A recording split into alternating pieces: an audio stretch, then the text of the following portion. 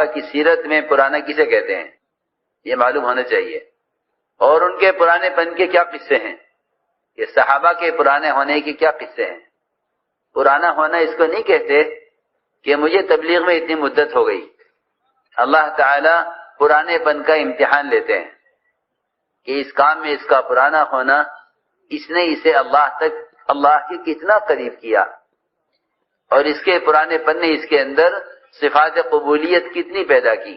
پرانی چیز خریدی جاتی ہے، مہنگی ملتی ہے، پرانی چیز مہنگی ملتی ہے، پرانی چیز اچھی سمجھی جاتی ہے۔ تو سوال یہ ہوگا کہ صحابہ کے پرانے پن کا کیا مطلب ہے؟ نئے صحابہ اور پرانے صحابہ، ان کے درمیان کا فرق معلوم ہونا چاہیے۔ میری بات بہت دھیان سے سننی پڑے گی سب کو، کہ مہاجرین اولین جنہوں نے ایمان لانے میں سبقت کی ہے، ہجرت میں سبقت کی ہے، کہ یہ پرانے نئے لوگوں کی تربیت کا، نئے لوگوں کی تعلیم کا، نئے لوگوں کی استقامت کا ذریعہ بنے ہیں۔ پرانا اس کو کہتے ہیں جو نئے لوگوں کی تعلیم کا، نئے لوگوں کی ہدایت کا، نئے لوگوں کی تربیت کا ذریعہ بنتا ہو، وہ پرانا ہے۔ تو پرانوں کے امتحان ہوتے ہیں، ان کی استقامت کے، ان کی سچائی کے، ان کی استقامت کے، ان کی سچائی کے امتحان ہوتے ہیں اللہ کی طرف سے پرانوں کے۔ بھئی یہ پرانے ہیں، یہ بہت سچے ہوں گے، یہ پرانے ہیں، یہ وعدے کے پکے ہوں گے، یہ پرانے ہیں، یہ جو عہد کریں گے اس کو پورا کر دیں گے۔ پرانا جتنا پرانا ہوگا اتنا سچا ہوگا۔ صدیق اکبر سب سے پکے، سچائی میں سب سے پکے ہیں صدیق اکبر، کیونکہ انہوں نے دو اعتبار سے تصدیق کی ہے، ایک آپ کی نبوت کی تصدیق اور ایک آپ کی خبروں کی تصدیق، اور آگے جو دین کے تقاضے آئے ان تقاضوں کو پورا کرنے میں تصدیق۔ یہ نہیں جہاں موقع سچ کا وہاں سچ، جہاں موقع جھوٹ کا وہاں جھوٹ، یہ نہیں کہ تین لائنوں میں سچے، آپ پر ایمان لانے میں، آپ کی خبروں میں، اور آپ کے دین کے آنے والے تقاضوں میں، کہ مال کے خرچ کرنے میں بھی صدیق، مال کے خرچ کرنے میں بھی صدیق، اور آپ کی بات اور آپ کی خبر کا یقین کرنے میں بھی صدیق، اور وعدہ پورا کرنے میں بھی صدیق۔ اس کو کہتے ہیں پرانا۔ تو اللہ پرانوں کے امتحان لیتے ہیں، اللہ پرانوں کے امتحان لیتے ہیں۔ سننا بات دھیان سے کہ اللہ تعالیٰ پرانوں کا امتحان لیتے ہیں۔ حضور اکرم صلی اللہ علیہ وسلم نے پرانوں کا امتحان لیا۔ مال آیا حنین میں بہت، حضور اکرم صلی اللہ علیہ وسلم نے جتنا مال غنیمت آیا تھا وہ سارا مال غنیمت دیا نئے لوگوں کو، پرانوں کو کچھ نہیں دیا، انصار کو کچھ نہیں دیا، انصار کو کچھ نہیں دیا۔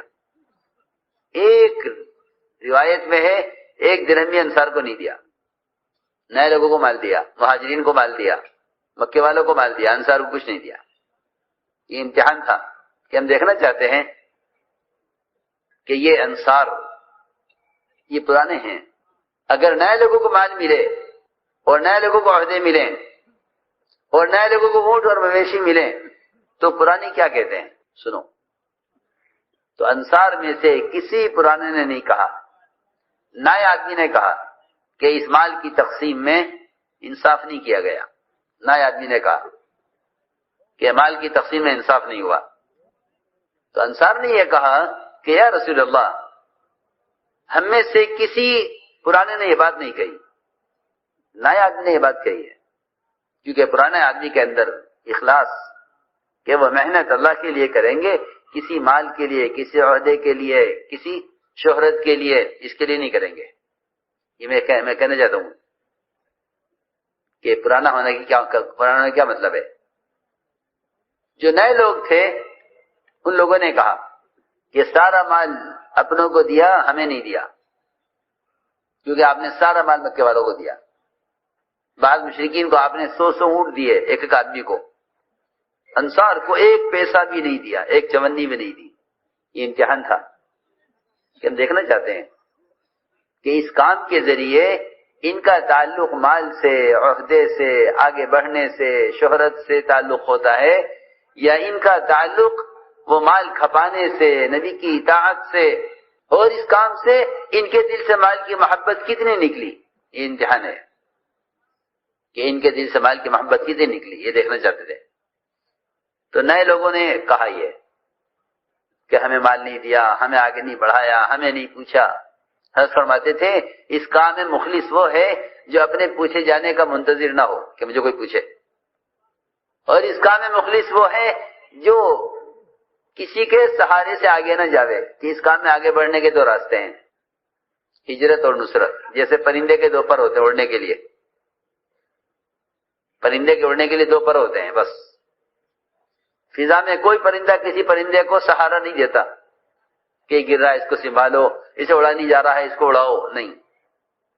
ہر پرندہ اپنے پروں پر اڑتا ہے اور ہر پرندہ اپنی کوشش سے پرواز کرتا ہے. آپ دیکھو فضا میں جتنی فضا میں پرندے اڑتے ہیں وہ سارے پرندے اپنی قوت سے اڑتے ہیں، کسی کو کوئی سہارا نہیں دیتا. انہیں سہارا دے کے چلاؤ، انہیں سہارا دے کے چلاؤ. کیوں سہارا دو؟ کہ یہ سہارا دینے کی جگہ نہیں ہے. یہاں تو ہر آدمی، ہر پرندے کو اپنی پڑی ہے. سننے سمجھنے کی بات ہے کہ اسی طرح یہ راستہ ہے کہ اس راستے میں پرانوں کی استقامت کا امتحان ہوگا. کہ پہلا امتحان یہ ہے کہ اس راستے میں رکاوٹیں پیش آئیں گی. نبیوں کو جو رکاوٹیں پیش آئی ہیں دعوت میں پیش آئی ہیں، عبادت میں کوئی رکاوٹ نہیں ہے. آپ نماز پڑھیں، آپ روزے رکھیں، آپ زکوٰۃ دیں، آپ تلاوت کریں، آپ عبادت کریں، ہمیں آپ سے کوئی لڑائی نہیں ہے. لڑائی ساری دعوت پر ہے، لڑائی ساری دعوت پر ہے، عبادت پر کوئی لڑائی نہیں ہے. کہ آپ دعوت نہ دیں. کہ نبیوں کی لائن کی جو اذیتیں ہیں وہ دعوت میں ہیں، نبیوں کی لائن کی استقامت ہے وہ دعوت میں دیکھی جاوے گی کہ یہ دعوت پر کتنے قائم ہیں. جو کہ دعوت میں رکاوٹ آئے گی، دعوت میں رکاوٹ آئے گی کہ استقامت دیکھی جاوے گی پہلے دعوت میں کہ ان کو اعمال دعوت پر کتنی استقامت ہے. امتحان یہ ہوگا کہ یہ اس کام میں آنے والی رکاوٹ کی وجہ سے کام کو چھوڑتے تو نہیں. اس لیے حضور اکرم صلی اللہ علیہ وسلم کو آپ کے چچا نے بلایا، اور چچا بڑے محسن، بہت خیال کرنے والے، اور بلا کر یہ کہا کہ اے بھتیجے، میں نے ہمیشہ تمہاری بات مانی ہے، آج تو میری بات مان لو کہ تم دعوت دینا چھوڑ دو. ہاں، تم دعوت دینا چھوڑ دو. بس میری تم سے یہ ایک درخواست ہے کہ تم دعوت دینا چھوڑ دو. آپ سمجھ گئے کہ آپ کے چچا آپ کا ساتھ اس کام میں نہیں دیں گے، کہ آپ کے چچا آپ کا ساتھ نہیں دیں گے.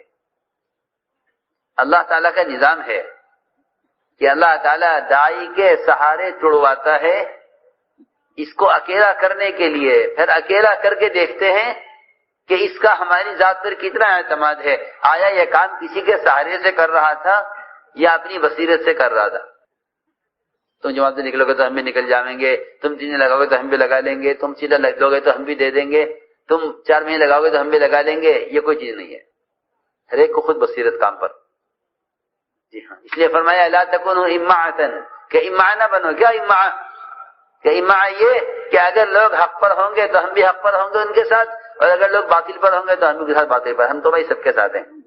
اکثریت کے ساتھ چلنے والے وہ راستے پر نہیں ہوتے، وہ موقع محل دیکھتے ہیں کب کس کے ساتھ رہنا ہے، کب کیا کرنا ہے. انہیں حق کی خبر نہیں ہے کہ حق پر چلنے والا تو روشنی پر ہوتا ہے اور حق پر چلنے والا بصیرت پر ہوتا ہے. وہ یہ نہیں دیکھتا کہ میرا ساتھ کون دے گا کون نہیں دے گا.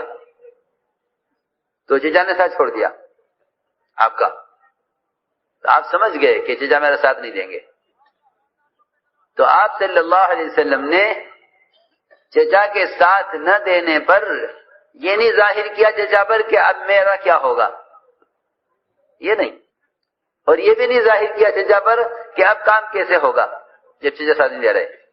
ضروری بات میں عرض کر رہا، جن کے دلوں میں کمزوری ہوتی ہے، جن کے دلوں میں چور ہوتا ہے، جن کے دلوں میں کام پر بصیرت نہیں ہوتی، وہ یہ کہتے ہیں کہ اب کام کا کیا ہوگا، فلاں صاحب تو ساتھ نہیں دے رہے، فلاں اب کام کا کیا ہوگا.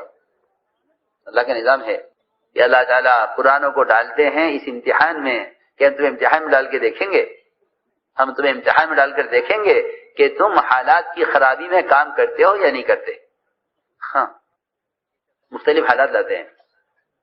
قرض کے حالات آپ پر آئے، ذلت کے حالات آپ پر آئے. ہاں، انبیاء پر تہمت کے حالات یوسف علیہ السلام پر آئے، جیل کے حالات بھی آئے، حالات ہیں سخت، سارا ملک خلاف ہے، لیکن اپنے کام سے کام ہے، کیونکہ وہ جانتے ہیں کہ جس کام کے لیے ہمیں بھیجا گیا ہے اس کام میں آنے والی رکاوٹوں کا حل یہی کام ہے۔ یہ نہیں کہ جب حالات ٹھیک ہوئے تو کام کریں گے، کہ حالات کے ٹھیک ہونے کے منتظر تو منافق رہتے تھے۔ میں آپ کو صحیح بات بتا رہا ہوں، قرآن حدیث سے بھرے ہوئے ہیں، منافقین انتظار کرتے تھے حالات کے ٹھیک ہونے کا، کہ جب حالات ٹھیک ہوں گے ہم کام کریں گے۔ وہ انتظار کرتے تھے حالات کے ٹھیک ہونے کا، کہ دیکھو اونٹ کس کروٹ بیٹھتا ہے، کیا ہوتا ہے، حالات ٹھیک ہو جائیں گے تو ہم بھی کام کریں گے، ہم کو کام چھوڑنے والے نہیں ہیں، ہم تو حالات کے ٹھیک ہونے کا انتظار کر رہے ہیں۔ یہ میں آپ کو منافقین کی بات بتا رہا ہوں، یہ منافقین کہا کرتے تھے انتظار کرو، حالات ٹھیک ہوں گے پھر کام کرنا۔ کبھی کہتے تھے گرمی زیادہ ہے ابھی مت نکلو، موسم ٹھیک ہو جائے گا تو نکل جانا، کبھی کہتے تھے کہ پھل تیار ہے ابھی نہ نکلو، پھل کٹ جائے گا تو نکل جانا۔ یہ حالات تو اللہ تعالیٰ لاتے ہیں ایمان والوں پر، ان پر لائیں گے خوف کا حال، ان پر لائیں گے بیماری کا حال، ان پر لائیں گے فقر کا حال، ان پر لائیں گے قرضوں کا حال۔ یہ حالات لاتے ہیں دیکھنے کے لیے کہ یہ پرانا ہے یا نیا ہے۔ اگر نیا ہے تو کام سے بیٹھ جائے گا، پکی بات ہے، اور پرانا ہے تو یہ کہے کہ رکاوٹیں اس کے اندر قوت پیدا کریں گی۔ رکاوٹیں قوت کے لیے آتی ہیں، کمزوری کے لیے نہیں۔ کمزور تو وہ ہوتے ہیں جن کے کام میں کوئی رکاوٹ پیش نہیں آتی، وہ کمزور ہوتے ہیں۔ وہ کمزور ہوتے ہیں جن کام میں کوئی رکاوٹ پیش نہیں آتی، کہ جن کے کام میں رکاوٹیں پیش آئیں پھر وہ اپنے کام پر جمے رہے ہیں، کہ یہ اللہ کے یہاں مقبول ہوتے ہیں۔ جی ہاں، اس لیے قبولیت کا تعلق حالات میں کام کرنے سے ہے۔ قبولیت کا مطلب یہ ہے کہ حالات میں کام کریں۔ تو میں نے عرض کیا کہ حضور اکرم صلی اللہ علیہ وسلم نے اپنے چچا کو مایوس کیا اس بات سے کہ آپ اس خیال میں نہ رہنا کہ اگر آپ میرا ساتھ نہیں دیں گے تو میں کام نہیں کروں گا۔ آپ نے سخت جواب دیا، آپ نے فرمایا کہ چچا، کیونکہ چچا نے یہ نہیں کہا تھا کہ نماز مت پڑھو، روزہ مت رکھو، اللہ کی عبادت مت کرو، یہ نہیں، صرف یہ کہا تھا کہ دعوت مت دو، سارے اعمال کرو، دعوت مت دو۔ تو آپ نے مایوس کیا، کیونکہ داعی کو چاہیے کہ وہ اپنے عمل سے رکاوٹ ڈالنے والوں کو اپنے عمل سے مایوس کر کے دکھلائے، تاکہ وہ رکاوٹ ڈالنے سے باز آ جاویں، وہ نا امید ہو جاویں کہ ہماری رکاوٹ سے یہ ماننے والے نہیں ہیں۔ ہاں، یہ سنت ہے سب سے بڑی، یہ سب سے بڑی سنت ہے اس کام کی، کہ جب تمہارے کام میں کوئی رکاوٹ پیش آئے تو تم کیسا کام کر کے دکھاؤ کہ رکاوٹ ڈالنے والا مایوس ہو جائے کہ یہ نہیں مانیں گے۔ تو آپ نے سب جواب دیا، آپ نے فرمایا چچا آپ یہ سن لیجئے کہ اگر چاند سورج میرے دائیں ہاتھ میں اور چاند میرے بائیں ہاتھ میں رکھ دیا جائے، یعنی پورا نظام کائنات کا دن رات کا، یہ مطلب ہے اس کا دن رات کا نظام میرے ہاتھ میں دے دیا جائے تو، اور مجھ سے یہ کہا جائے کہ پورا کائنات کا نظام تم لے لو اور یہ کام چھوڑ دو، تب بھی میں یہ کام چھوڑنے والا نہیں ہوں۔ یہ جواب دیا آپ نے ابو طالب کو، یہ جواب دیا۔ میں نے ایک بات عرض کی ہے کہ پرانوں کی استقامت دیکھی جاتی ہے کہ انہیں اس دعوت کے کام پر کتنی بصیرت ہے۔ جی ہاں، موقع محل کے اعتبار سے تو منافق بھی نکل جاتے تھے۔ پرانے کا مطلب یہ ہے کہ اس میں سچائی ہو۔ سچائی کا کیا مطلب ہے کہ میں سچ بولتا ہوں۔